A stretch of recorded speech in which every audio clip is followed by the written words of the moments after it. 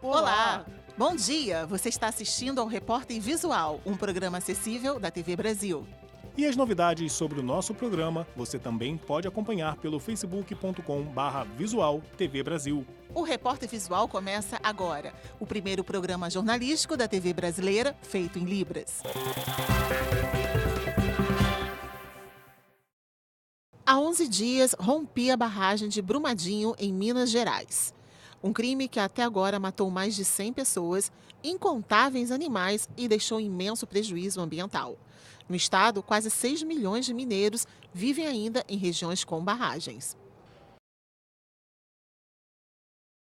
Já em Poços de Caldas, no sul do estado, a situação não é diferente. O problema é que lá há um outro complicador. A região produz metais radioativos.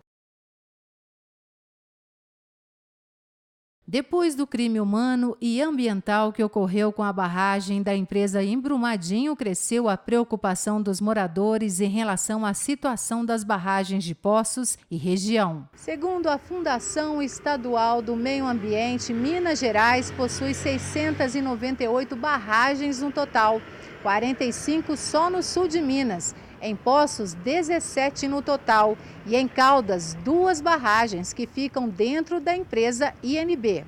E nos últimos dias, uma reportagem produzida pelo Jornal Nacional em setembro de 2017 e que voltou a circular nas redes sociais, trouxe ainda mais dúvidas para a população. A reportagem mostra a situação da empresa INB, onde existem toneladas de material radioativo estocado. O material que está depositado dentro da barragem da INB é um material muito mais seco, muito mais inerte do que o material que tem dentro das barragens de minério de ferro. Isso faz, então, com que nós tenhamos uma estanqueidade, nós tenhamos uma segurança, uma capacidade de reservar com muito mais segurança do que aquelas barragens que são feitas assim para reservar o material extremamente úmido que quando rompe foi aquelas duas tragédias, acontecem essas duas tragédias que nós vimos aí. A represa Bortolã, que reserva água para turismo e geração de energia, também tem sua barragem.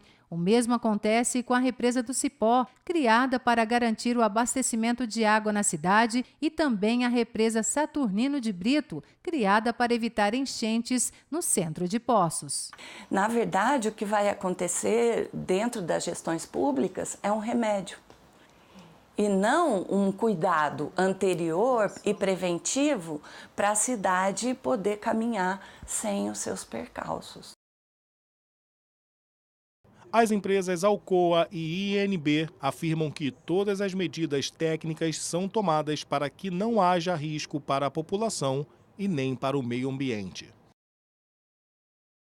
Em 5 anos, o número de crianças com deficiência que frequentam a escola cresceu mais de 30% em todo o país. Os dados fazem parte do censo escolar divulgado pelo INEP, ligado ao Ministério da Educação.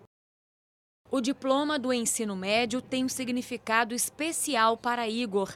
Ele frequentou uma escola sem adaptação e, para chegar até a sala de aula, precisava subir 2 lances de escada. A ajuda do pai foi fundamental. O que eu via meu filho passando aqui nesse colégio foi uma humilhação aquilo ali. Subindo e descendo, correndo risco de cair, ou seja, não sabiam o que é um recreio. Não é que a gente tem uma deficiência que o direito vai ser diferente. O direito tem que ser igual para todos, não importa se é deficiente ou não. Um levantamento feito pelo INEP, órgão ligado ao Ministério da Educação, mostra que a inclusão escolar aumentou no país. Em 5 anos, o número de matrículas de estudantes com necessidades especiais cresceu 33%, alcançando 1.200.000 estudantes no ano passado. De acordo com o censo, é na rede pública que se encontra a maioria dos alunos com necessidades especiais. O documento também mostra que a inclusão enfrenta alguns obstáculos.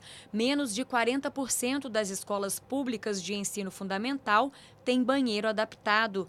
Na rede particular, a proporção aumenta, mas ainda é insuficiente. O Plano Nacional de Educação determina que até 2024, todas as crianças de 4 a 17 anos com deficiência têm que estar na escola. Para esta especialista, conviver com a diferença ajuda na formação da cidadania. Os países que não têm essa convivência não evoluem do ponto de vista social, não evoluem do ponto de vista humano, não respeitam as diferenças. E nós temos no Brasil a comprovação disso quando você encontra cada vez mais alunos com deficiência, porque todo o ambiente da comunidade escolar está se preparando para isso. Aprendeu que vale a pena. Já pensou em pedir transporte público por aplicativo de celular? A partir do dia 11 de fevereiro, 15 micro-ônibus vão circular na região central de Goiânia com esse sistema, hein? É isso aí. Inicialmente, o serviço vai funcionar como teste. O Microbus 2.0 foi apresentado durante um seminário que discutiu sobre alternativas para melhorar a mobilidade urbana da capital. No seminário foram discutidas possíveis melhorias para a mobilidade urbana em Goiânia. Uma das novidades é o Citybus 2.0. A nossa expectativa é que, de fato, atenda a uma população que se desloca por curtas distâncias e que não queiram utilizar o transporte individual para isso. Nós fizemos uma pesquisa e identificamos que, de fato, há regiões na cidade que ocorre essa demanda. A partir do dia 11 de fevereiro, 15 micro-ônibus com capacidade máxima para 14 pessoas vão circular na região centro-sul da capital, inicialmente como um teste. As corridas vão ter valor mínimo de R$ 2,50. Qualquer pessoa que tenha um celular, seja Android ou iOS, pode entrar na sua loja, baixar o aplicativo Citybus 2.0 e, a partir daí, acionar o serviço que vai estar disponível em fase experimental na região do Centro Expandido de Goiânia. Os veículos vão rodar de segunda a sábado, das 6 horas da manhã até às 11 da noite.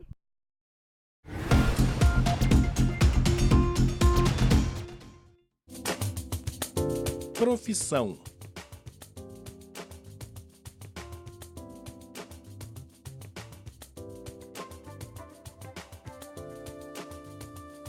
Vamos ver alguns sinais. Advogado, engenheiro, arquiteto, professor, bombeiro, médico. Agora vamos ver alguns destes sinais em frases que falem sobre o assunto profissão. Eu sou professor porque gosto de dar aula de Libras. Meu pai é engenheiro porque ele conserta coisas. É bem inteligente o meu pai. Meu primo é arquiteto porque ele gosta de fazer projetos de casa. Uma conversa diferente. 2 fotógrafos trocam mensagens durante 2 anos. É isso aí, só com fotos feitas com câmeras de celular e enviadas pelo WhatsApp. E nesse diálogo de imagens nasceu a exposição de Ana Rodrigues e João Paulo Pereira. 1 mais 1 maior que 2. E sabe por que dessa matemática? Agora outras vozes participam dessa conversa. Vamos acompanhar na reportagem de Priscila Terezo. A comunicação via aplicativos tem se tornado cada vez mais comum. E muito texto consegue ser resumido em imagens, como os emoticons ou os GIFs. Foi com essa proposta de conversar por meio de imagens que os fotógrafos Ana Rodrigues e João Paulo Pereira deram início a um diálogo que começou sem qualquer pretensão. Começou como uma brincadeira, começou como um jogo e acabou virando um trabalho de arte. Mas a princípio as imagens falavam por si, né? Porque essa que era a ideia, né? que o diálogo se desse inteiramente por imagem. A partir das conversas, os artistas editaram o fotolivro Nenhuma das Respostas Anteriores. A cada foto-pergunta, uma foto-resposta, criando um léxico próprio. E dessa ideia, acabou surgindo a exposição 1 mais 1 maior que 2. O grande espaço em branco, para respirar, tem como intenção que o público consiga se concentrar na interpretação das imagens, sem uma poluição visual. A gente resolveu separar e colocar nessa parede, à minha esquerda, fotos, pares que se comunicam mais a partir das suas estéticas e, portanto, faziam sentido ser vistos conjuntamente. E na parede à minha direita, pares que têm uma comunicação entre as imagens um pouco mais conceitual. Então, era mais importante que eles fossem vistos com um certo tempo transcorrido entre uma foto e outra. Agora a conversa está aberta a todos. A conta no Instagram 1 mais 1 maior que 2 convida os usuários da rede social a responder a propostas visuais de uma hashtag por semana. As imagens inéditas são expostas aqui na mostra. Toda vez que eu vejo uma foto que uma pessoa posta no Instagram, uma foto que uma pessoa me manda, eu paro para ver isso assim da mesma forma como eu paro para ler um texto que a pessoa me manda. E eu acho que a gente está ficando cada vez mais acostumado a não ler essas imagens porque existe uma avalanche, né? Então a gente vê aquele monte de imagem no Instagram, você vai passando, você vai dando like e você não pensa nisso. Então a ideia é que elas parem, olhem a imagem, pensem o que essa imagem quer dizer para elas e respondam. E a gente está tendo todos os tipos de resposta que eu acho que mostram mais ainda a importância do trabalho. A gente tem as pessoas que realmente param e pensam nessa resposta e a gente tem pessoas que simplesmente respondem. A exposição 1 mais 1 maior que 2 fica até 22 de março no Ateliê da Imagem, no bairro da Urca, zona sul do Rio. E o Repórter Visual fica por aqui. Pelo WhatsApp você tem um canal direto de comunicação com a gente. Anota aí o número 021 974 522 300. Fica agora com o Repórter Brasil e com tradução em Libras. Tchau, muito obrigada pela companhia. Continue com a gente. Bom dia para você. Tchau.